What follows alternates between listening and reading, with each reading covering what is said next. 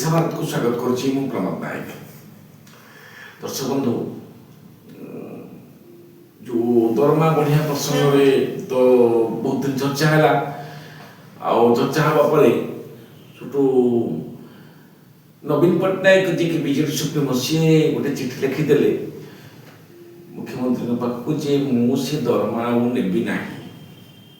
କାରଣ 24 ବର୍ଷ ଦରମା ସମୟ ଧରି ଶାସନ କରିଛନ୍ତି, ତାଙ୍କ ପାଖରେ ବହୁତ ପଇସା ଅଛି। ତାଙ୍କର ଆଗା ନେଇକି ପଛ ନେଇ ସେ ତ ଏକୁଟିଆ, ସେ ତ ଅବିବାହିତ, ତେଣୁକରି ତାଙ୍କର ପଇସା କ'ଣ ହେବ। ଆଉ ତାଙ୍କର ଯେଉଁ ନିର୍ବାଚନ ସମୟରେ ଯେତେବେଳେ ନମିନେସନ୍ ଦାଖଲ କଲେ ସେତେବେଳେ ସତ୍ୟପାଠରେ ସେ ଯେତିକି ଦେଇଛନ୍ତି 6 କୋଟି ନା 7 କୋଟି ତାଙ୍କ ପାଖରେ ଅଛି। ତାଙ୍କର ଆଉ ପଇସା କ'ଣ ହେବ, ସିଏ ଆଉ କେତେ ଦିନ ବଞ୍ଚିବେ? 2 ବର୍ଷ କି 4 ବର୍ଷ 5 ବର୍ଷ ବଞ୍ଚିବେ, 10 ବର୍ଷ ବଞ୍ଚିବେ।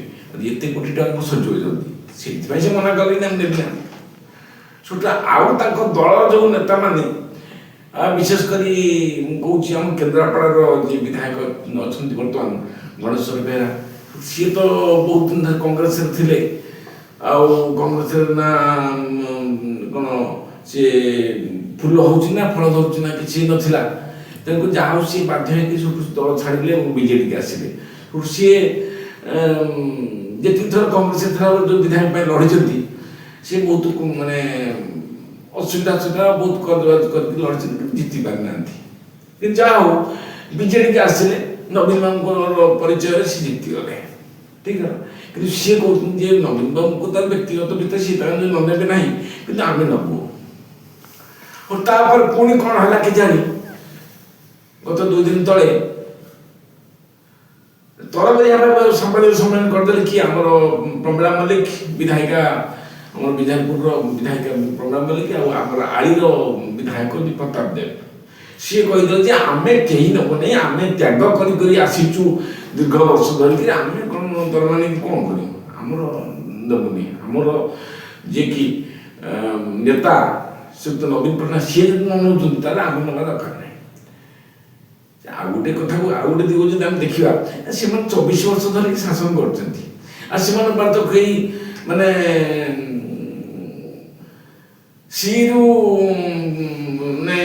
ସିରୁ ଅଧିକା ହବ, କିନ୍ତୁ ଏଲରେ ନାହାନ୍ତି। ମୁଁ କହୁଛି କ'ଣ ମାନେ କୋଟି ବର ଅଧିକା ହବ, କିନ୍ତୁ ଲକ୍ଷ ଭିତରେ କେହି ନାହାନ୍ତି। ଆଉ ତାଙ୍କର ପଇସା କ'ଣ ହବ? ତେଣୁ ସେ ନଦେଲେ ଚଳିବ। ଆଉ ତାପରେ ଯେଉଁ ପାଉଛନ୍ତି କ'ଣ ଲକ୍ଷେ କେତେ 20,000 ଟଙ୍କା ଯେମିତି ପାଉଥିଲେ, ସେତିକି ଯଥେଷ୍ଟ। ତାପରେ MLA ଆଡ଼ ଅଛି, ବିଭିନ୍ନ PC ଅଛି, ତେଣୁ ଆଉ ତାଙ୍କର କିଛି ଆବଶ୍ୟକ ନାହିଁ, ସେ ତାଙ୍କ ମନା କରିଦେଲେ।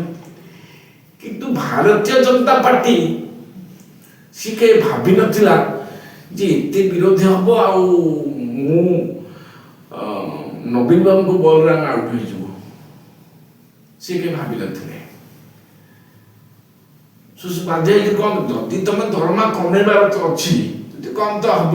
କାରଣ କହିଲେ କ'ଣ ନା ମାନେ ବିରୋଧ ବହୁତ ହେଉଛି, ରାସ୍ତାଘାଟରେ ଲୋକ ମାନେ କହୁଛନ୍ତି ସେସବୁ ଲୋକ ରାସ୍ତା ଅବରୋଧ କରିବେ, ଏସବୁ ତ କାହିଁ କିଛି ହେଇନି। ତେଣୁକରି ତମ ନିଜ ବିବେକ ନିଜକୁ ଗୋଟେ ଦିଚଟକଣି ମାଇଲା, ଯାହାଫଳରେ କି ତମେ କ'ଣ କଲ ନା, ମାନେ ରାଜ୍ୟ ତମର ଦଳୀୟ କାର୍ଯ୍ୟାଳୟରେ ବସିକି ସେଇଠି ସବୁ ଇଏ କରା। ତମେ ବାବୁ ଯଦି କମେଇବ, ସେଟା ବିଧାନସଭା ଆଉ ଥରେ ଡାକିଥାନ୍ତ, 1 ଦିନ କି 2 ଦିନ ଡାକିଥାନ୍ତ, ସେଇଠି ଗୋଟେ ବିଲ୍ ପାରିତ ହେଇଥାନ୍ତା ଯାହାର କମେଇ। କି ତମ ମାନେ ତମ ରାଜ୍ୟ କାର୍ଯ୍ୟାଳୟରେ ବସିକି ତମେ ନିଷ୍ପତ୍ତି ନେଇଗଲା, ଆମେ ଆପରେ ପୁନର୍ବିଚାର କରନ୍ତୁ। ପୁନର୍ବିଚାର କଲେ କ'ଣ, ସେ କ'ଣ ମାନେ ଯଦି ବଢ଼ିଛି ସେଥିରେ ଅଳ୍ପ କିଛି କମିବ ନା ଯେତିକି ଥିଲା ସେତିକି ରହିବ? ୟା ପରେ ଗୋଟେ କିଛି ବର୍ତ୍ତମାନ ଇଏ ଆସୁନି, ଖବର ଆସୁନି। ତାପରେ ଆଉ ଗୋଟେ କଥା ହେଉଛି କ'ଣ, ଲକ୍ଷ୍ମଣ ମୁଣ୍ଡା ଯିଏକି ଆମର ବିଧାୟକ CPMର, ସିଏ ଯେଉଁ କଥାଟା କହିଲେ ଯେ ମୁଁ ନଥିଲି ଏ ବିଲ୍ଟା ପାରିତ ହେଇଗଲା। ଯାହା ବି ହଉ, ସେ ତ ତାଙ୍କର ପ୍ରଥମରୁ ବିରୋଧ କରି ଆସିଛନ୍ତି। ଆଉ ତାପରେ ବିଜେଡ଼ି ଦ୍ୱିତୀୟରେ ବିରୋଧ କଲା। ଆଉ ଇଏ ବର୍ତ୍ତମାନ କ'ଣ ମାନେ ଆଉ କ'ଣ କରିବେ? ଯେତେବେଳେ ଏତେ ବଡ଼ ଘଟଣା ଘଟି ସାରିଲାଣି, ଆଉ ଗୋଟିଏ ଦଳ ଯେତେବେଳେ ସମ୍ପୂର୍ଣ୍ଣ ଭାବେ ଘୋଷଣା କରିସାରିଲେ ଯେ ଆମେ ଦରମା ନେବୁନି, ତେଣୁ ଇଏ କ'ଣ ତାକୁ ନେବେ ନା ବାଧ୍ୟ, ମାନେ ଦରମା ଯାହା ଥିଲା ସେଇଆ ହେବାକୁ ପଡ଼ିବ କି କ'ଣ ହେବ, ତାକୁ କିଛି ବିଚାର ହେବ, କିଛି ଗୋଟେ ବିଚାର କରିବେ ସେମାନେ। କିନ୍ତୁ ଆଉ ଗୋଟେ କଥା ହେଉଛି ଯେ ଭାରତୀୟ ଜନତା ପାର୍ଟିର ଶୀର୍ଷ ନେତୃତ୍ୱ ସେ କାଳେ ଲଣ୍ଠନ ଲଗେଇକିରି ମୋହନ ମାଝୀ ଟ୍ୟୁସନ୍ କରୁଛି, ଏ କଥା ମଧ୍ୟ ଆମେ ଜାଣିଥାନ୍ତୁ। ଲାଇଟ୍ ଫାଇଟ୍ ନଥିଲା କ'ଣ ମୁଁ ଜାଣିନି, କିନ୍ତୁ ଲଣ୍ଠନ ଲଗେଇ ଟ୍ୟୁସନ୍ ହେଇଛନ୍ତି। ସେ ଟ୍ୟୁସନ୍ ହେବା ଦ୍ୱାରା ଆଜି ସେମାନେ ଏକତ୍ରିତ ବସି ଦଳୀୟ କାର୍ଯ୍ୟାଳୟରେ କ'ଣ ମାନେ ଏଇ ବାବଦରେ ଆମକୁ ଆପରେ ଗୋଟେ କିଛି ପୁନର୍ବିଚାର କରାଯାଉ।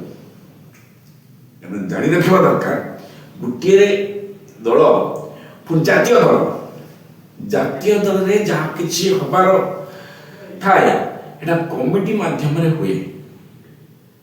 କମିଟି ତାକୁ ନିଷ୍ପତ୍ତି ନିଏ, ତାପରେ ବିଧାନସଭା ଗୃହୀତ ହୁଏ, ତାପରେ ଘୋଷଣା ହୁଏ।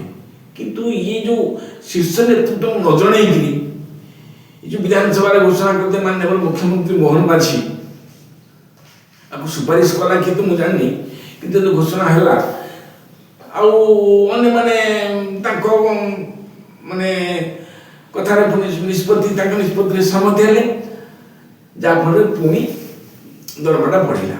କିନ୍ତୁ ଦରମା ବଢ଼ିଲା ସତ ଶୀର୍ଷ ନେତୃତ୍ୱ ଭାରତୀୟ ଜନତା ପାର୍ଟିର ଏ ବାବଦରେ ଜାଣିନଥିଲେ।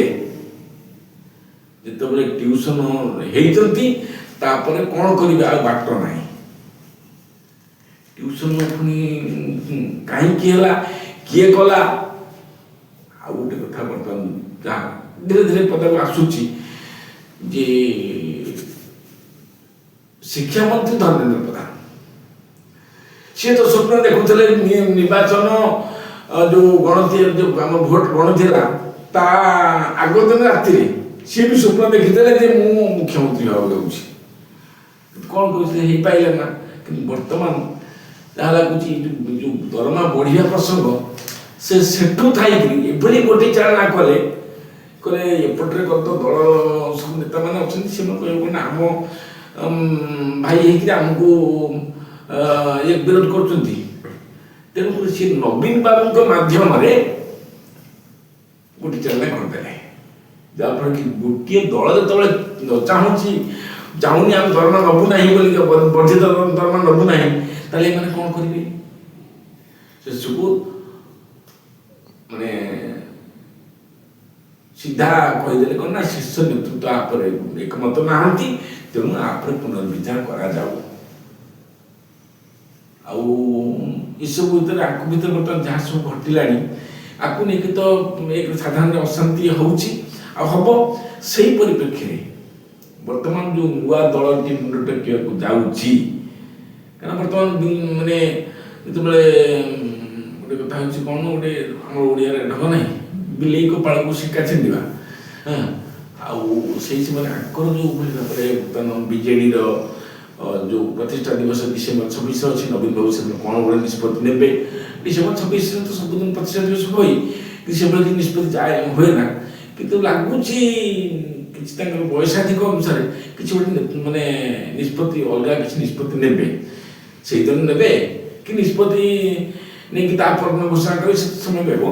କିନ୍ତୁ ଯେଉଁ ନୂଆ ଦଳଟି ଗଠନ ହେବାକୁ ଯାଉଛି ସେ ନୂଆ ଦଳକୁ କେବେ ହେବ ଆଉ କାହିଁକି ହେବ ଆଉ କେଉଁମାନେ ତା ଦେହରେ ରହିବେ, ଆକୁ ନେଇକରି ସାଧାରଣ ଗୋଟେ ବଡ଼ ପ୍ରଶ୍ନବାଚୀ ଠିଆ କରୁଛି। ତେଣୁ ଯଦି ନୂଆ ଦଳ ହୁଏ ତାହେଲେ ନିର୍ବାଚନ ପୂର୍ବରୁ ଆମ ଯେଉଁ 39 ପଞ୍ଚାୟତ ନିର୍ବାଚନ ପୂର୍ବରୁ ନା 29 ଯେଉଁ ସାଧାରଣ ନିର୍ବାଚନ ହେବ ତା ପୂର୍ବରୁ, ତାକୁ ନେଇକରି ସମସ୍ତଙ୍କର ମନର ଗୋଟେ ଆଶା ସଞ୍ଚାର ହେଇଛି। ଆଜିର ଏଡିଟୋରିଆଲକୁ ଆମେ ଏଇଠି ରଖିବା। ନମସ୍କାର।